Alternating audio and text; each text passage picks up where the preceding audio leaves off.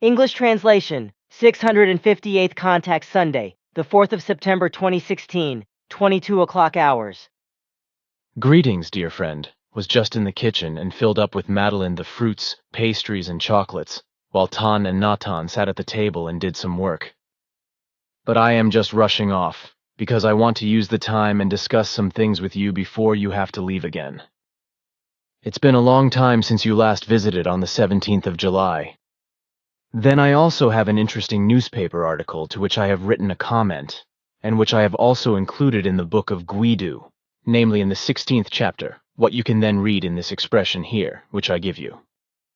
As the two of us have discussed, I had to write at least a large part of it myself, because Guidu's portrayals were on the one hand completely wrong, as you know, and on the other hand they didn't deal with everything that had to be said and explained.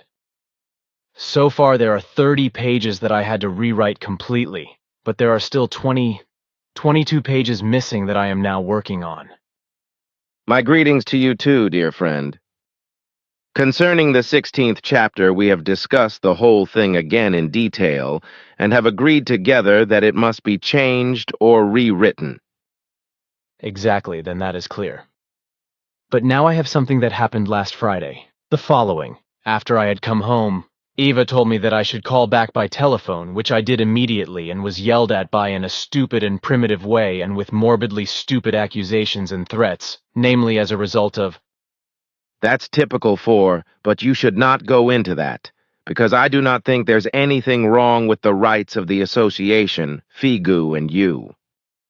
What brings up in accusations and threats corresponds to his unreasonableness and his confused view of facts and reality, which makes it impossible for him to judge the whole thing from a clear point of view.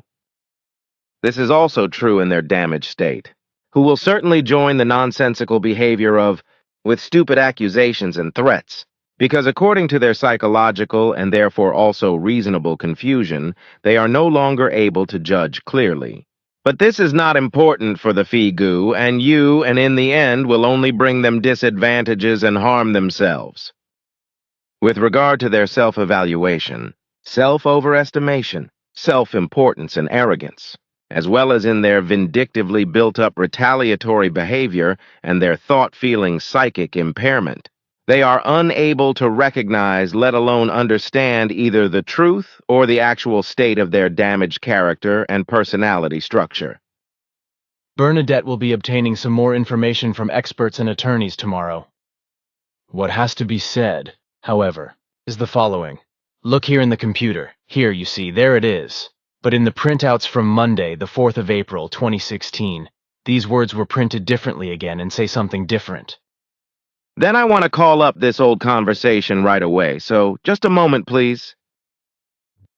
Yes, what is written here in the original is correct, except for these words here, because as you can see on the reproduction here in the device, the words are not the words of many, but of some of them. There is also a correction to be made here, and that is wrong here, because my original text says that there are in part very much as you can see here. If the words are elsewhere, they are falsified. For whatever reason, but it is always unpleasant. Yesterday I told Florina that there were always errors in my computer printouts. In other words, that other words were printed than those that corresponded to the original text. The girl told me that since 2010 you are still working on finding out how these falsifications come about, but that you have not yet found the reason for it, despite all your efforts. Yes, it is. But despite all our possibilities, we have not yet been able to fathom the matter. The whole thing is just annoying to me. That is understandable, but we are still trying to get to the bottom of it. Then the question about the print shop, did you decide? There is so much printing work that Atlantis and Pius cannot handle it on their own, which is why it would be good if passive members could also work in the print shop, which you used to say was actually just the core group work. Yesterday we also talked about the fact that Marianne and Willem could also work in the print shop of their own free will, with which the group would agree. You already asked about Ava and Karen some time ago what we and the core group agreed with. So we have also now become aware that Willem and Marianne can be involved in this work if they are willing, and the KG agrees. And if you have therefore already decided this, then everything necessary has been done in this respect. Well, then the matter is clear. It is imperative that old provisions are sometimes repealed and replaced by new ones. This is indeed unavoidable because necessary innovations can always arise again to change things for the better. That is the case, because time and progress do not stand still, so that many new situations, events, and needs have to be adapted, and therefore new decisions have to be taken, and new courses of action have to be adapted. In certain relationships, indulgence must also be shown, which is why it occurs to me that this must also be transferred to the human beings if they violate laws, commandments, rules, and ordinances, so that not everything can simply be stubbornly punished with severity. It's true, but why are you talking about it? It just occurred to me, for no particular reason. It happens sometimes when my thoughts wander beyond what I'm talking about. Sometimes during a conversation I think about several different things or topics at the same time, combine and draw conclusions. Although many human beings often have thoughts about something else during conversations, it is not just one other thing on my part, but sometimes several other things. This also enables me to consider several situations or assessments, etc. at the same time while talking with human beings, and thus to give a good and correct solution or advice.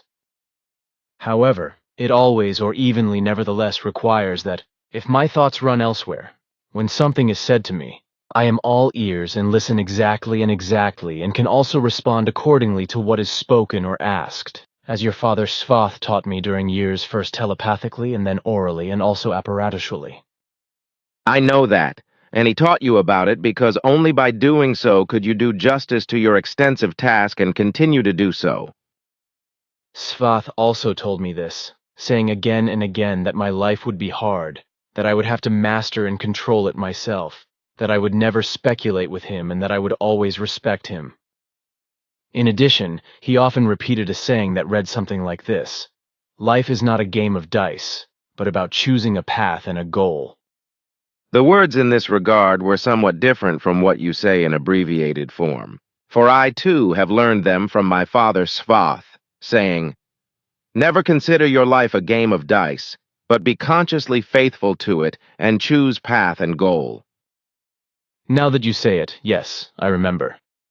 As I see on this expression page, you're working on a new Zeitzeichen.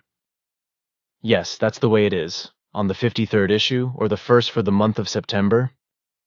If you don't mind, I'd like to see the new copy. Can you, of course, wait, here. These are the first pages I have already made. And here there are still various articles which I must work on in order to finish the Zeitzeichen. If you're not in a hurry, can I open it for you? Please. Fine, but it will take some time. It is not necessary that I read every article completely because a short overview is enough for me. But then it is my wish to compile this new copy myself. Of course I do. Then look now. Well, these articles here are well suited, while these here all should be sorted out, because they are not of importance. And these pictures here, they are just as meaningless and should also be removed, because they only serve to fill unnecessary space. You should keep this in mind in the future and only use images that represent something specific and important, but not irrelevancies. But now, according to my instructions, you can make the composition of the articles and remove the superfluous pictures. Okay, then you're good to go. That's all it is. You can skip the remaining articles and delete them. There are now 27 pages in this Zeitzeichen, so it should suffice, and I don't have to add any more if I get new ones. That should actually be enough, but these 5 here are not important, so do not use them. But what I see is that working on the computer, you are obviously still in pain in your right arm, and your hand and fingers are still swollen. Yes, unfortunately the situation has not improved, but everything has got worse again. Because the pain in the shoulder, the armpit, the upper and lower arm, the elbow, the hand and the thumb now also affect the neck, where they pull up on the left and right of the back of the head. The day after tomorrow it will be 13 months ago when the pain struck me out of the blue, lasted 24 hours a day without interruption, and has been causing me movement problems ever since. Also, the hand and the fingers hinder me because they are swollen and a tumor tension develops. But we could not find a cause for the pain in a short time. Neither Florina, nor Injana, nor me, so we could only relieve the pain a little, which was only useful for a few hours, after which they reappeared, as you said. And that these were very strong. We could see that, and we were also surprised how you can bear them in this enormous way for 13 months now. You also get used to pain. I had to do the same with my left arm, which gives me phantom pain 24 hours a day, sometimes really bad, but I still do not want to take any medication against it. When, after the accident in Iskenderun, Turkey, I had discharged myself from the hospital after 8 days due to impossible medical conditions, I sought medication and received morphine for the pain in Syria and Halep and Aleppo respectively. But I already threw it away after the first intake, because my consciousness got foggy for a few hours. So I decided I would rather endure everything without this stuff than get addicted to it and be constantly dazed. I know that too. But what is now with your pain affects you very much. I notice, so I want to take you away in the next few days and try to find the cause of your pain, which in my opinion, according to our measurements, must at least sometimes be quite unbearable. They are annoying already, but I can bear some things because on the one hand I am used to. Of course, I've known your trivialization of your health and pain since our first meeting, so I'll take care of it all in the coming days and thoroughly. So are you. It is probably not enough that my dear Eva and the doctor have already managed to engage me for physiotherapy. Although I was sure since the beginning of the pain, and said that this will not help anything, but that everything can only get worse, which has been confirmed in the meantime. Nevertheless, I insist on my wish, and if you refuse... Aha, so just like Eva, Florina, and Anjana, then I just have to submit, because probably nothing else remains. But my aches and pains are certainly not so important that you... It's important, because if the pain at work causes you trouble and problems, then I don't want to see it any longer. Well then? All right, then it should be, because you don't leave me alone. But talking about it now doesn't help, so I have a question concerning China, which, according to your last private conversation, is still on its way to uncontrollably driving up the overpopulation. You said that the publicly announced population data would not correspond to the truth, as for example those of today, as I looked up in the internet, where at present about 1,380,220,000 human beings were indicated as current population. The internet information does not correspond to reality, because according to our very precise observations, and automatic apparatus records, we register many more births than are officially named according to the Chinese calculation scheme. In fact, according to our precise automatic and apparatusual control records, an average of 23686 human births per day is currently recorded in the People's Republic of China, which corresponds to 3,530 births per day, and subsequently around 1288, 450 births per year more than is calculated and reported by the State Statistical Office of the People's Republic of China. This fact, that the population of China is growing faster than the statistics indicate, of course promotes the food problem, as well as many other problems, which can hardly or not at all be solved in one's own country, and therefore have to be solved by the help of foreign states, which commit themselves to the money and profits because of China and cheat their own people and make them more and more impoverished, hunger and diseases and misery. And this is done in such a way that China uses and exploits these other states to solve problems, because the People's Republic of China no longer has enough cultivated land and fertile areas in its own country for the production of its own food, in order to be able to feed its own population. As a result, the fertile cultivation areas of foreign states are unscrupulously resorted to, whose corrupt state leaders enter into long-term lease or final purchase agreements with China for huge land uses or land purchases, thus depriving the indigenous populations of their basic livelihoods and food supplies. So China is putting its problem solving on the greed for profit of the corrupt rulers and politicians of poor and underdeveloped states, as especially in Africa, South America, and Asia, etc., by conventionally overwriting fertile land areas, as well as the exploitation of earth resources and therefore raw materials. In many cases, it is also the case that the work that arises and has to be carried out in this context may not be carried out by local workers, but by workers imported from China specifically for this purpose, who consequently no longer have to be fed in the People's Republic on the one hand, but on the other hand also bring financial profit for the state of China and for the companies and corporations involved in the whole. And this is because the imported Chinese workers, who are often treated like slaves, can live cheaply in poor countries, which are also low-wage countries where workers are paid only low wages and are therefore paid only low wages. Therefore, the People's Republic of China is also interested in effectively emigrating as many female and male persons as possible from the state and through companies and corporations, on the one hand in the manner described above, in order to work in contractually acquired or leased areas in lands, mines, resource extraction areas, and food growing areas, and to get rid of them as food eaters in their own country.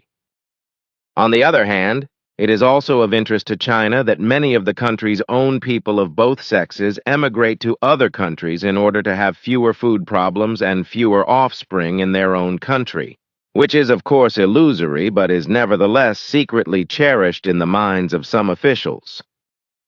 This is not surprising. However, when one considers the large mass of human beings who populate the Chinese land, which has in large parts become completely infertile and unusable, and that large areas continue to become infertile and useless due to complete leaching and overexploitation and destruction, as a result of which the land for food cultivation becomes increasingly scarce. But also in terms of housing for the inexorably and very rapidly growing population, there is less and less usable land available.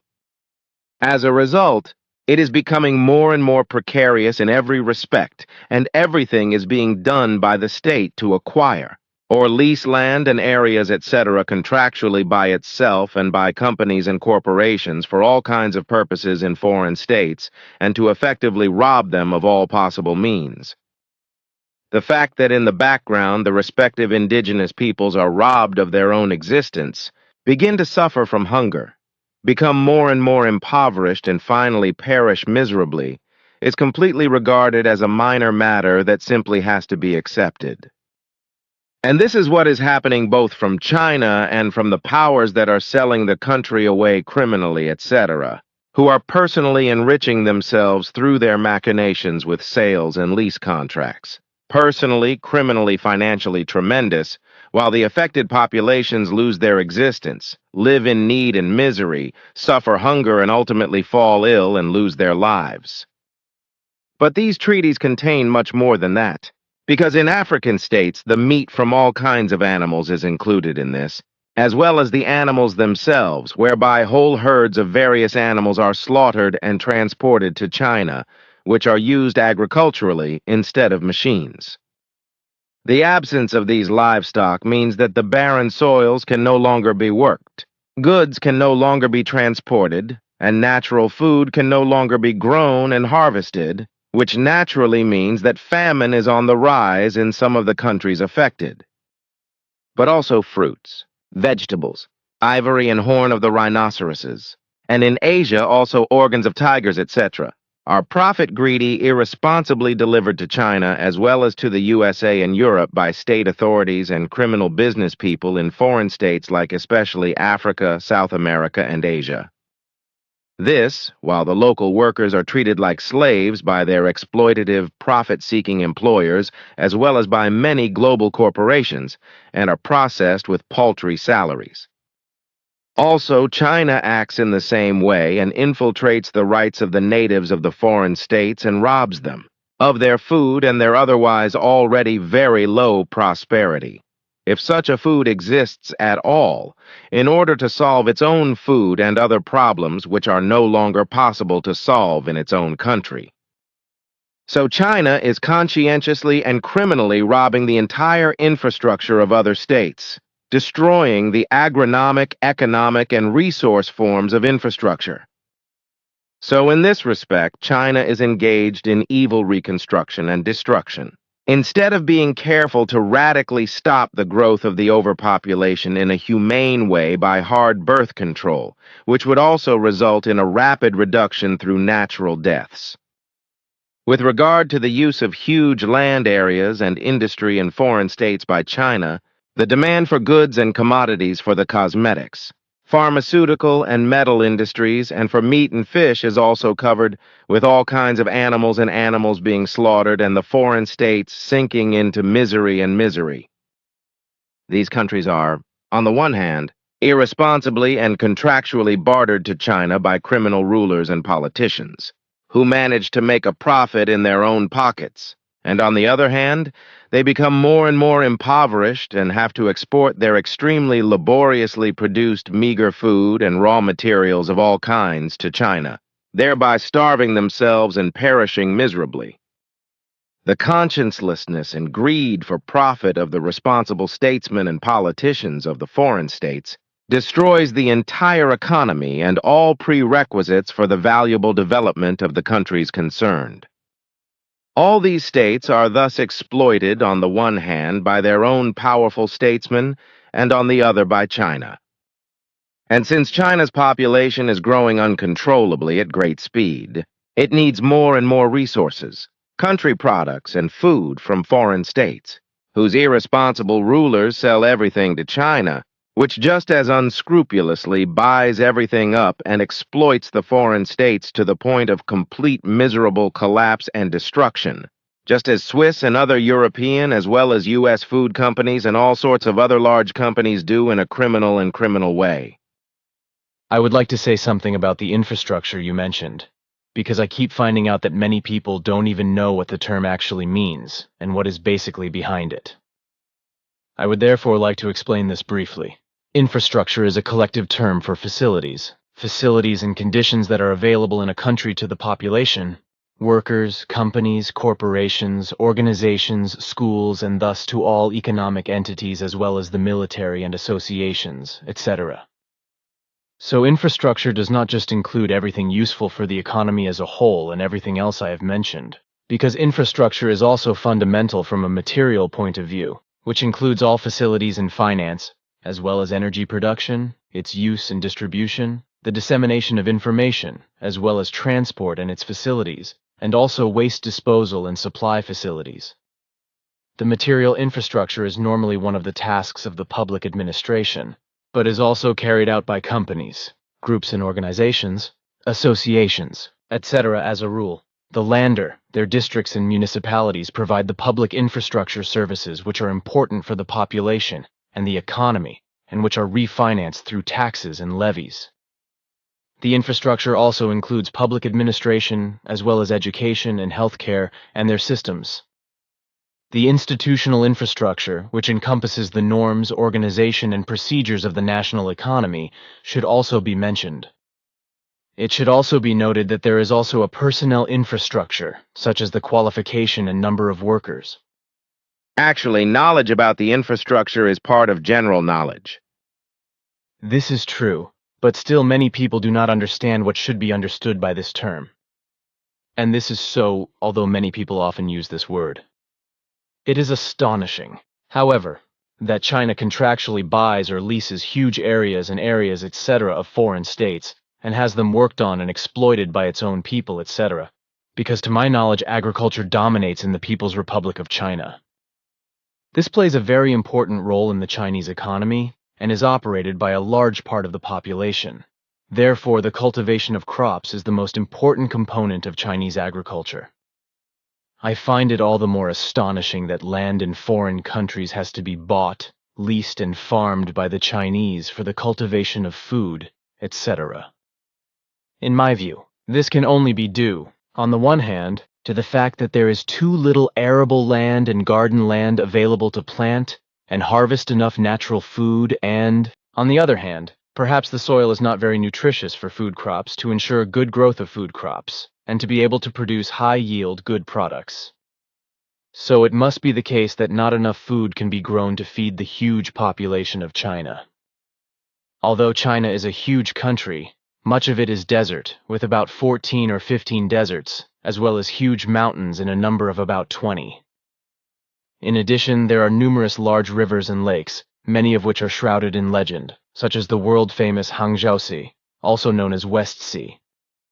I am also aware that in the vast area between the East China Sea and Kyrgyzstan, as well as India and Russia, practically every possible climate zone can be found. Also, there are all possible altitudes and the highest mountains above sea level in the world, which are covered by eternal ice, frozen by permafrost, but which extend down to the plains of Earth, and thus into the hottest sandy deserts. However, there are also evergreen primeval forests in which elephants live in this giant country, which as far as I know has about 10 million square kilometers. In China, however, there are also large bamboo forests in which panda bears cavort and feed on bamboo leaves. In the temperate climate zones, there are deciduous and coniferous forests of various species and very cold winters.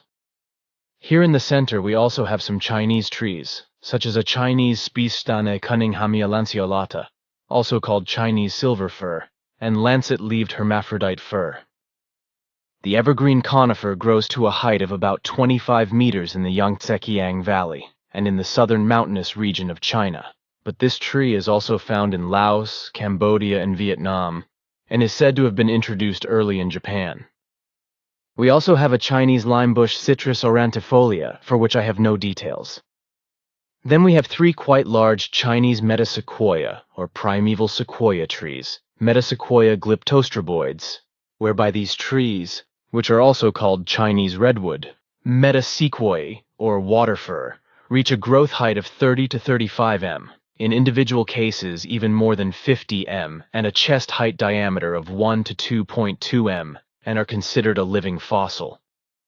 This tree species is the only recent species of the genus Metasequoia and was only discovered in 1941 in an inaccessible mountain region in the regions of Sichuan and Hubei in the People's Republic of China, and was previously only known by fossil finds.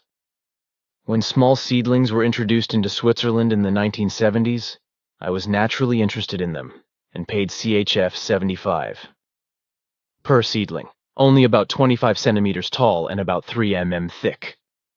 The total land area of China is about 9.5 million square kilometers, of which only about 1.26 million are used as arable land and garden land, which corresponds to about 6.8% of the total arable land of the entire world arable land area. The cultivation of natural food is mainly focused on various cereals such as maize, rice, and wheat, but also on peanuts, rape, soybeans, sugarcane, and sugar beets. In addition, various crops are cultivated such as cotton, and most of the arable land is concentrated on the plains and basins in eastern China, where there is a monsoon climate. So your assumption is correct that there is not enough food for the population in China, that it is searched for in foreign states and then exploited. Agriculture in China has developed rapidly since the 1978 reform and has freed itself from the old shackles in the course of the last decades, also through the reform in the countryside, following which the collective system has oriented itself within the framework of the market and the norms of the collective economy. Although the farmers have benefited greatly from the reform and developed a great productive power in the countryside, it is never enough to make the country independent in terms of food. This remained the case even as the agricultural economy and agricultural structure were rationalized, and grain cultivation in particular was promoted. Although very remarkable successes have been achieved in agriculture, the production of cotton, eggs, meat products, vegetables, cereals, rapeseed, tobacco, and water products is currently the world's leading production. This encourages the Chinese government to give priority to agriculture and to invest more heavily in it, thereby increasing farmers' incomes and slowly achieving the goal of coordinating urban and rural development. Thank you for your interesting execution. But something else. Eva read something about rapeseed oil, namely that it should be unhealthy. But you said, as I read at the 544th official contact meeting on the 1st of September 2012, that rapeseed oil should be used. You are subject to a misunderstanding because, as I recall, there was no talk of health in relation to rapeseed oil at the time, but you asked what fats and oils there were on Earth that were to be used specifically. And since rapeseed oil contains valuable substances in this respect, I explained that basically and mainly only high-quality vegetable oils should be used that are rich in mono and polyunsaturated fatty acids, to which rapeseed oil belongs. In fact, these substances of rapeseed oil are very valuable, but this oil also contains other and very harmful substances. Although the worst harmful substance in rapeseed oil has been drastically reduced by breeding for quite some time, namely the nutritionally questionable erucic acid, this oil is nevertheless unhealthy for humans because it contains many trans fats. The erucic acid is degraded by the oxidation system of the mitochondria, the energy centers in the cells, much worse than other and also long-chain fatty acids.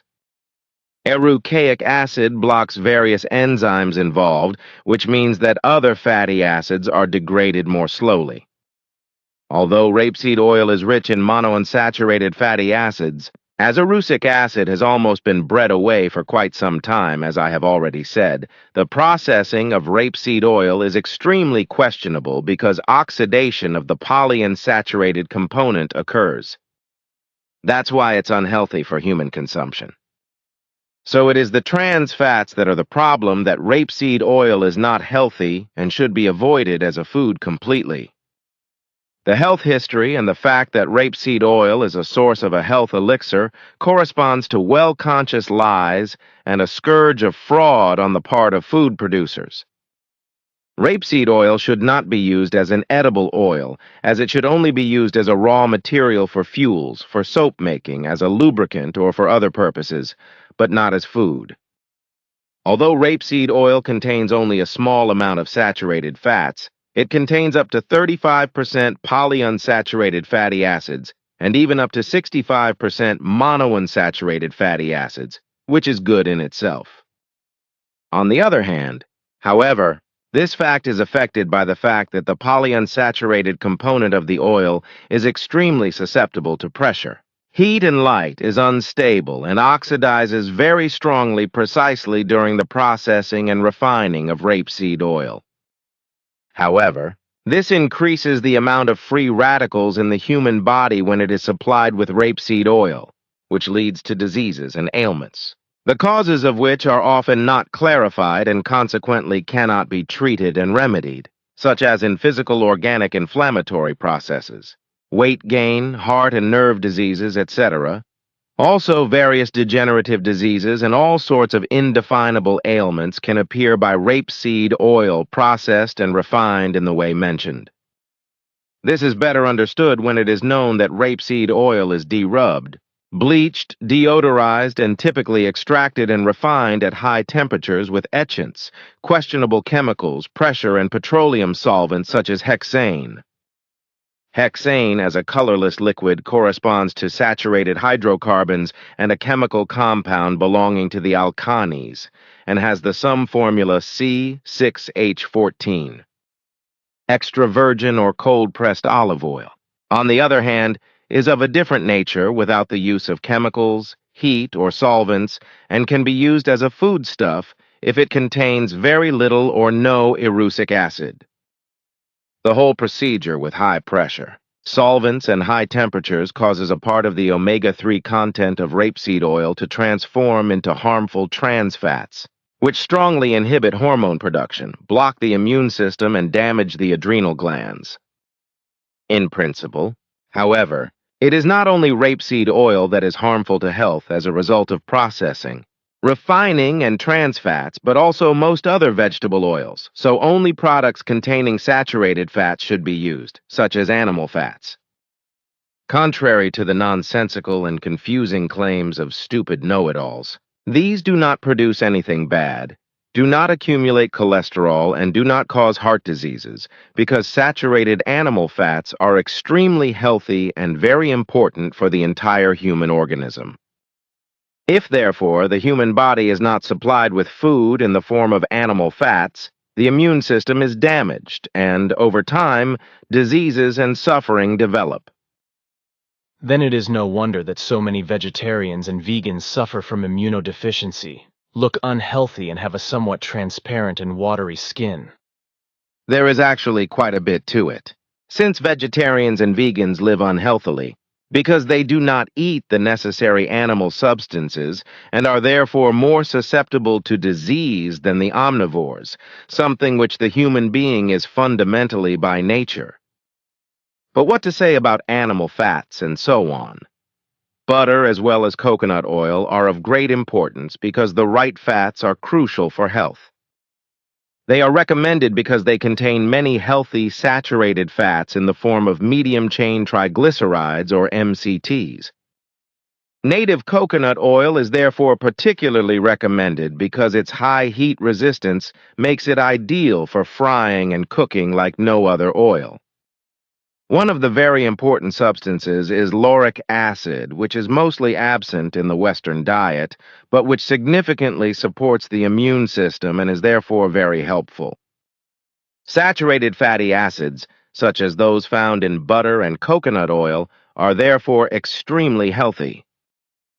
Then the healthy, and thus the butter and the coconut oil, are really demonized by the food and oil producers in order to be able to sell the unhealthy fats and oils with their harmful trans fats to the consumers. That is so, yes. Because through disinformation and misinformation, as well as deceitful intrigues by food and oil producers, people are tempted to buy unhealthy vegetable oils, the use of which causes them to fall into disease and suffering. If I remember correctly, in 1981 there was a mass poisoning in Spain by rapeseed oil or something, where about 20,000 human beings fell ill and more than 300 died. This was indeed the case, as the so-called Spanish rapeseed oil syndrome was caused by rapeseed oil contaminated with aniline dyes. Then that too is clearly stated. Look here, this is the meditation article that I mentioned, and for which I have reworked and added an old article and integrated it into Guidu's book. Meditation changes the genome. The 9th of November, 2014, ICOS 2309.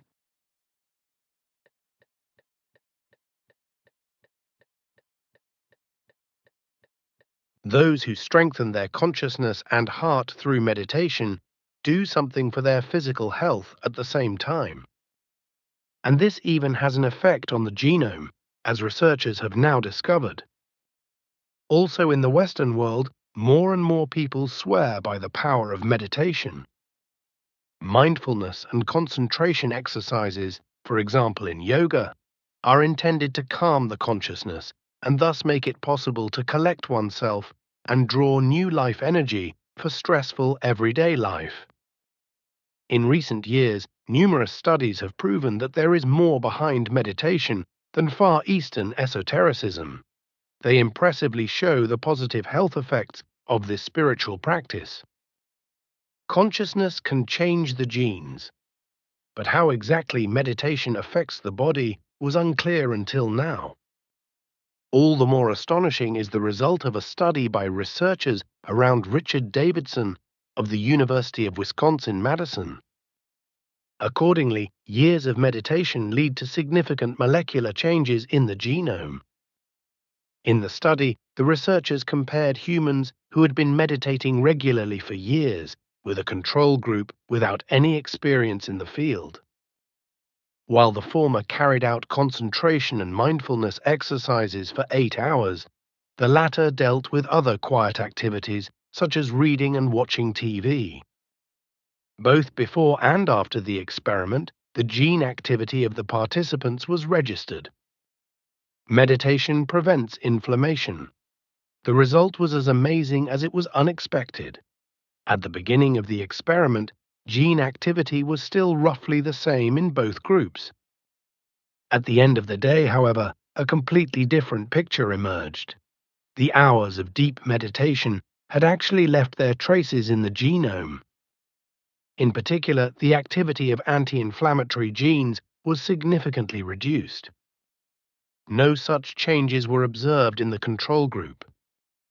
Our genes are amazingly mutable. Meditation and conscious mindfulness can seem to have a decisive influence on their activity, says Richard Davidson. Since inflammations in the body can lead to numerous diseases such as cancer and Alzheimer's, this could explain the health-promoting effect of meditation. And even stress can be dealt with much better by meditation practitioners, as the researchers found out in a subsequent test. Your body recovered much faster after a stressful situation because the cortisol level drops faster. Meditation therefore not only helps to strengthen concentration and balance and to relax, but can also prevent illnesses. Sources: Pravda TV/public domain/PM Magazine. D from 09.11. 2014, that is to say www.pravdatv.com/notebilly. In this article, Pravda TV/public domain/PM Magazine. D mistakenly used the term spirit instead of consciousness, because I corrected the mistake because man, truthfully, does not work with the untouchable spirit, but with consciousness and its energy and power. The following explanation follows. Spirit and consciousness. Matthew. The spirit is a purely creative energy with tremendous power, through which man is enlivened like any form of life at all. The spirit, which has nothing to do with the consciousness of man or other life forms, corresponds to a pure creative energy and power, which is directly connected with the creation of universal consciousness, and with all its energy and power. In contrast to consciousness and its energy and power, the spirit is immortal and classified as continuing to exist, and that until a distant time a remelting with the creation of universal consciousness, or with the creation energy takes place. In contrast to consciousness, whose activity and energy can be measured technically and electronically, spirit energy and spirit power cannot be measured. The spirit or spirit form of man and other life forms is classified as reincarnation or rebirth, which is not the case for consciousness and its energy and power.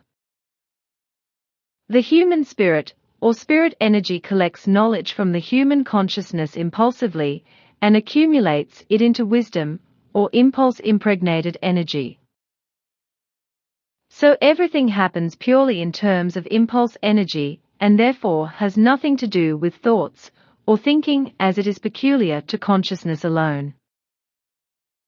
As a result of the inability of people, at Emmanuel's time wrongly called Jesus Christ, to understand many concepts, such as consciousness, the traditional and widespread term spirit was used, which has survived to this day and creates a tremendous misunderstanding and confusion.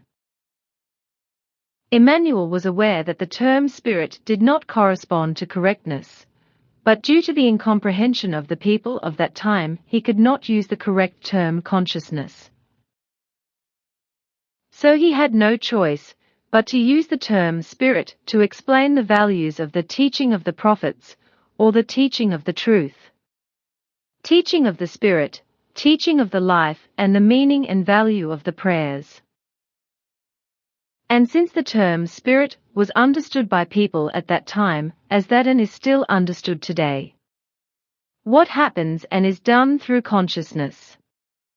That thoughts are cultivated, actions and ideas are conceived and carried out, inventions are made, poems are rhymed and written works are conceived and created, etc.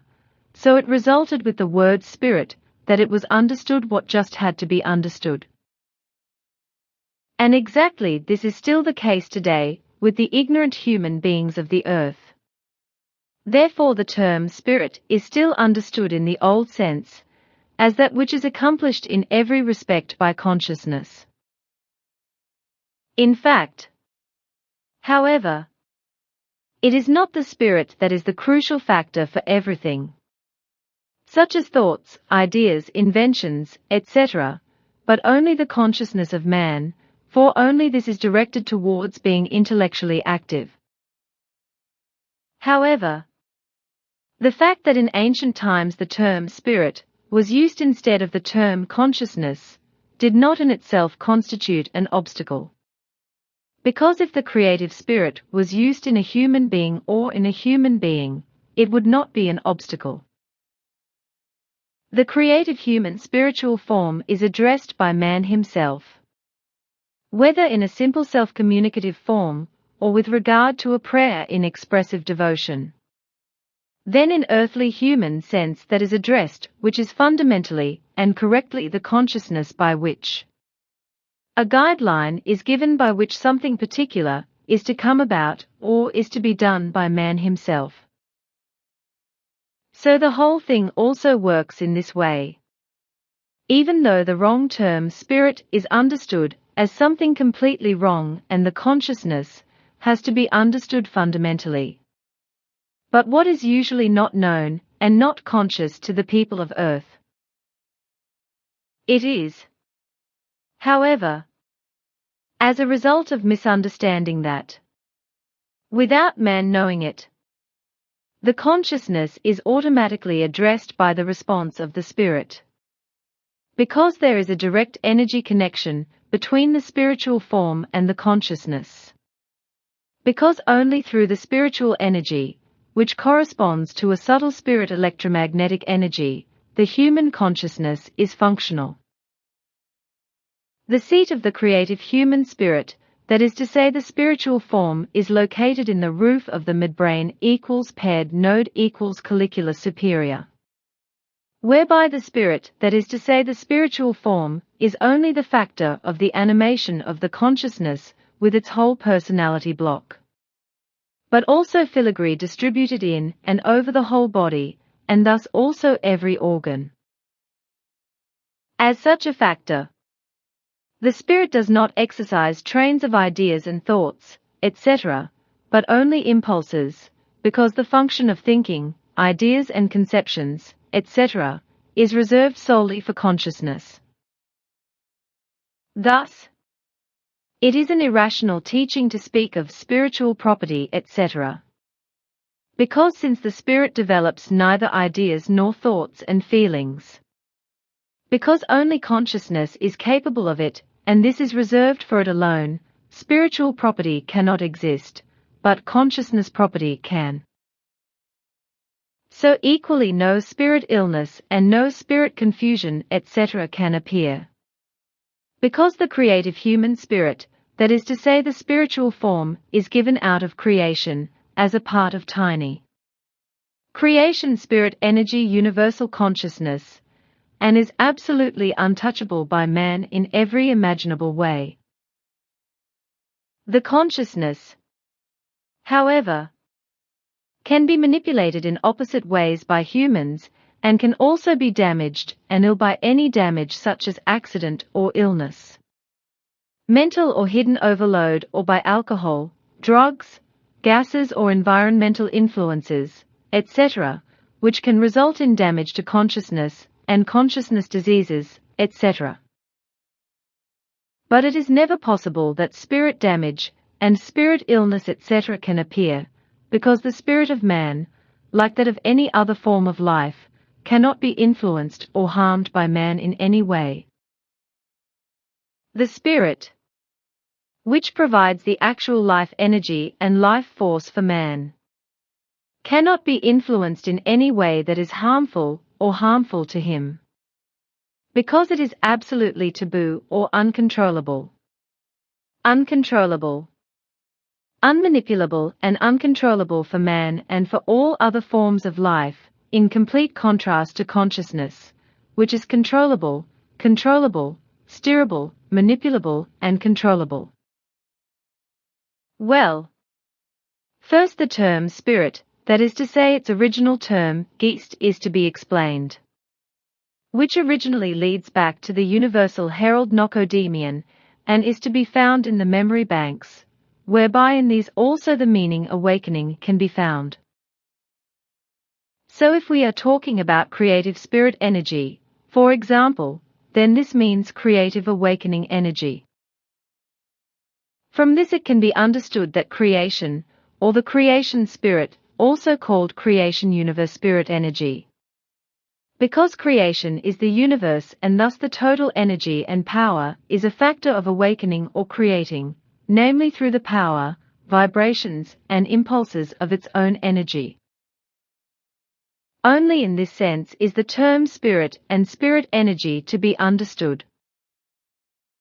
An encore in the memory banks explains that the term has been handed down since time immemorial consistently up to the old language German, from which the German language ultimately originated. When the linguistic tribe German was pushed into the background, the original term, Geist, underwent various changes, whereby in the end the term was formed into the word spirit.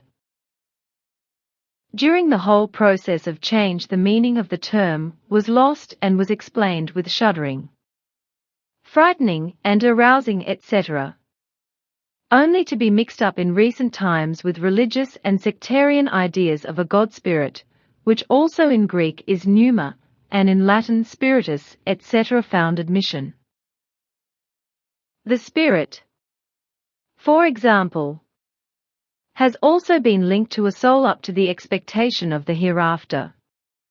And to this day it often includes spiritual assumptions with regard to a pure or absolute, transpersonal, or even transcendent spirituality, which is not bound to the corporeal body, but has an effect on it, and which was created by a God, or is equal to or identical with it, if not identical with it. In the Christian imagination, on the other hand, even a Holy Spirit is understood as a person, symbolically, as a dove or as an unrepresented Spirit of God. The term spirit in general has also found its way into the linguistic usage of man of earth in other ways, whereby very strange blossoms are produced with it. For example, since time immemorial and up to the present time, the consciousness of man has been mistakenly understood as spirit, and consequently it is addressed with the term spirit, as for example in a prayer. This in itself can be accepted and left as such, because correctly it always addresses one's own consciousness and encourages valuable activity. Even if man does not know this in his ignorance, and neither knows nor understands the whole of the effective difference and value in relation to spirit and consciousness. It is wrong, however, to associate the term spirit with a deity and with a delusion of God, because in this case man stupidly tries to connect with something imaginary and non-existent, instead of addressing his own consciousness through his thoughts and his will and consciously influencing and controlling it with regard to his needs, desires, ideas and desires etc. in order to do and achieve what he wants.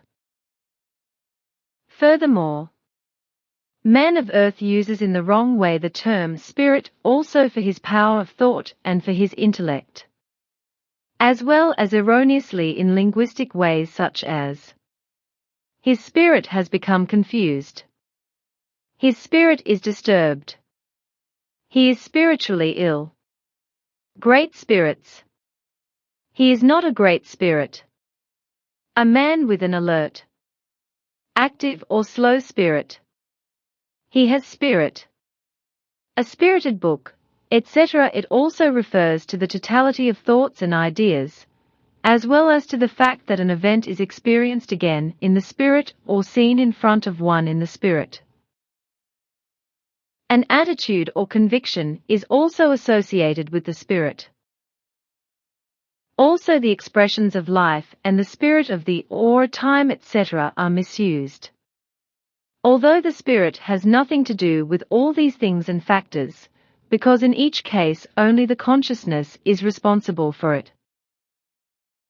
Other completely false forms can also be found in the speeches concerning brandy from fermented fruits and berries, etc., such as strawberry spirit, etc. The term spirit is also mistakenly used to refer to people with regard to certain qualities and abilities, to the effect they exert, as well as it is the good spirit of the house. You are a troubled spirit, a ministering spirit, etc. Finally, the term spirit is mistakenly also used for allegedly returning deceased revenants, vampires, as well as for figure-like ghostly appearances of the dead. In some places and in popular belief, natural beings in human form are also called earth spirits or air spirits, but also alleged supernatural beings, ghosts, and, as already mentioned, the Holy Spirit, the spirit of darkness, with the devilish spirit. It continues with the belief in spirits, in an evil or good spirit, as well as with the saying, "Have you been abandoned by all good spirits?" Things and states, etc., that have nothing to do with it, such as how, are wrongly called spirit or spirit-related, etc. Intelligence, chosenness, pardon, ability to comprehend, character, imagination, sensation, insight, experience, knowledge, specialist, feeling, scholarship, cleverness, greatness of mind, spiritual power, spiritual strength, mind, genius, attitude, humor, ideas, individuality, inner life, inner world, inner being, instinct, wisdom, luminosity, mother wit, nature, creativity, joie de vivre, light, phenomenon, personality, productivity, psyche, talent, perspicacity, acumen, cunning, quick-wittedness, creative spirit, creative soul, specialist, judgment, predisposition, vision, delusion, wisdom, farsightedness, being, wit, nature, etc. Some human beings on the earth think that the spirit is the brain, while others think that some other part or function of the body, such as consciousness, is to be called the spirit. However, this is fundamentally wrong, because the brain is purely physical material in nature, and consciousness is anchored in it. The brain itself is something that can be seen with the eyes when it is exposed, but can also be viewed from the outside by approach or measured with electromagnetic probes in its activity. So it can be photographed, analyzed, and operated on. This, while consciousness cannot be determined in this way, because it represents a subtle function of the brain, and its activity can possibly only be measured electronically. Contrary to the brain, the spirit is not of a material nature, but of the finest material nature, and therefore much more subtle than the subtle consciousness, which exercises a partial function in the brain. And since the spirit is of the finest material nature, it cannot be observed, seen or registered in any other way by any apparatus or devices, nor with the eyes. So he can neither be photographed nor attacked, damaged or treated by an operation by physical internal or external circumstances, nor by thoughts, feelings, illness, accident, drugs, poisons or medications, etc. So the brain is not the spirit. But this is simply only a part of the body.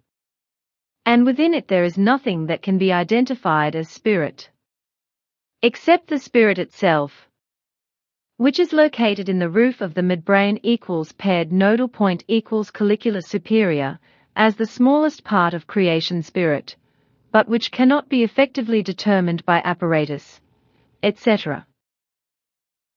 Thus the whole body and the brain and consciousness of man, as well as the mind, are fundamentally different entities, which are fundamentally different in nature, both in their gross and in their subtle nature.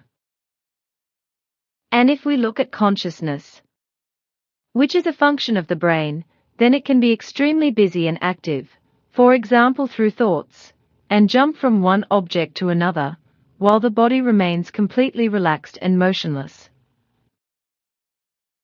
The spirit itself is not affected in any way, for it is not identical with consciousness, but it is the creative energy factor that enlivens consciousness, which also drives the body and all its functions. This clearly states that consciousness, body and brain are absolutely not of the same nature as spirit. In the Nocodemian memory banks I learned a word about the difference between the spirit and the human being that clearly shows that the human spirit is a tiny part of the human spirit of creation. Thus the human body can be compared with the human being, for example, by comparing the human body with an inn where the spirit lingers as a guest, where it also nourishes itself and pays for it. But if the inn is torn down or otherwise destroyed, then the spirit, who is the guest, leaves the place of destruction. Applied to man, this means that the spirit lives and learns in him, as a guest receives food and lodging, and at the same time enlivens the entire body, pays for food and lodging. And when man dies, the spirit immediately escapes from the body and passes into his afterlife area, only to be bound to it again in the next new personality, in the next life, and to be a new guest in the new human body.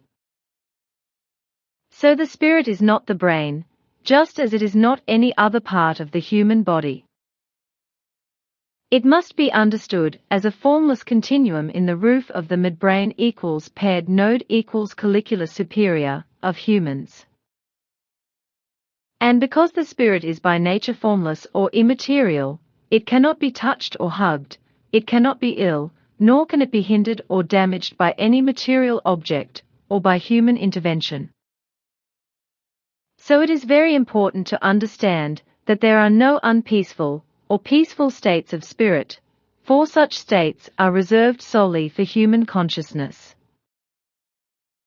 Only unpeaceful or peaceful or morbid states can appear only in consciousness, which can disturb or lift up inner peace, because only consciousness, through thoughts and feelings, is capable of creating rage, envy, and desirous attachment, delusions, or valuable peaceful states, because the spirit itself behaves in every way absolutely neutral and does not interfere in consciousness matters.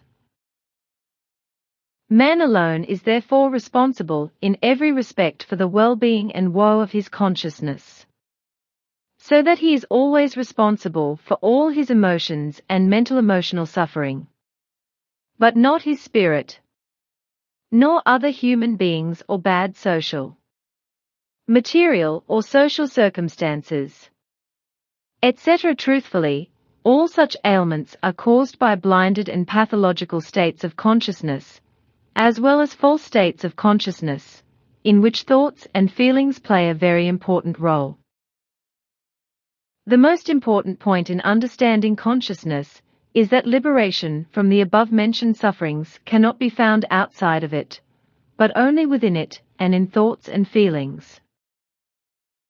Constant liberation cannot be found through the spirit, but only through the purification of consciousness, thoughts and feelings. Therefore, if man wants to be free from consciousness, thought, feel psychological suffering, as well as from problems and worries, And if he wants to find lasting peace, freedom and harmony and an everlasting inner happiness, he must deepen his knowledge and understanding of consciousness. It is impossible for man to locate and track down the human spirit, at least at the present time, because he has neither the necessary equipment nor the abilities nor any other means to track down and measure the spirit energy. The human spirit or spirit form cannot be seen by man, because the pure creative spirit energy cannot be perceived or felt by the human eye. There are also no apparatuses or analytical devices, etc. Not even in the field of ultraviolet or infrared, which would make it possible to make the spirit, or the spiritual form, or the creative spirit energy visible or measurable at all. Nor is it possible for any particular state of consciousness to see the spirit, or the spiritual form, because the spiritual energy is as invisible as the pure air. The spirit or spirit form of man is purely creative energetic in nature, and has nothing to do with consciousness, nor with the brain waves that can be perceived and measured. Since time immemorial, consciousness has erroneously been called the spirit of man, but the spirit is completely different in nature from consciousness. The spirit, that is to say the spiritual form of man, is purely creative. While consciousness is a factor of man, his brain, and responsible for the fact that thoughts can be created from it, whereby also the whole ratio emerges from it, thus also understanding and reason. The spirit, on the other hand, is only the creative and natural energy that animates the consciousness and the human body. When the spirit leaves the human body, it escapes into its afterlife plane, which exists in the same space as the present reality of the planet, whereby the so-called afterlife plane is dimensioned differently from the real material reality space, namely in the finest material spiritual energetic nature. In relation to the planet, then, the plane beyond is arranged around it, just as this plane continues to exist universe-wide. But in relation to the material plane of reality, in a subtle material plane to which man, as a material form of life, has no access whatsoever, and consequently cannot see or perceive anything, and cannot communicate with the other. So in this plane it is impossible for a person to see or otherwise perceive the spirit, or the spiritual form, that has escaped from the material body, or to somehow communicate with it. The fact that the otherworldly realm of the planet is arranged in a different dimension than the real material space of reality, not only in this space, but also in the entire universe, has its justification. Thus it follows from the spiritual teachings that when a planet is destroyed or simply becomes unviable, then the existing spirit forms and other unused spirit energies on it are not destroyed, but are migrated to move through the world space until a new planet is found on which human life exists. On this planet the spirit forms or spirit energies then settle again, mix with already existing ones there, and reach again, or further, into a cycle of reincarnation or rebirth. Simyase Silver Star Center, the 25th of August, 2016, 0:15 hours, Billy. This remanufacturing is good and valuable. Thank you, and I just reworked it for Guido's book, namely for the 16th chapter. If it can be possible for you in the next days, then I would still have to have some explanations and information regarding various biological, chemical and physical as well as astronomical things and facts that are known to you but not to earthly scientists. It is just necessary that I bring in various information in this respect into the elaboration of chapter 16, in order to give clear explanations and to present the whole thing of my explanations understandably, with data which correspond to your knowledge. For this I will take you away again and teach you the necessities, whereby I will also transfer various of our insights to you in an apparatisural way, which you can then use as far as I allow you to. Thank you, dear friend. It's time for me to go again, Edward. So goodbye in a few days when I pick you up. Until then, goodbye, dear friend. Goodbye too, dear friend. See you in a few days.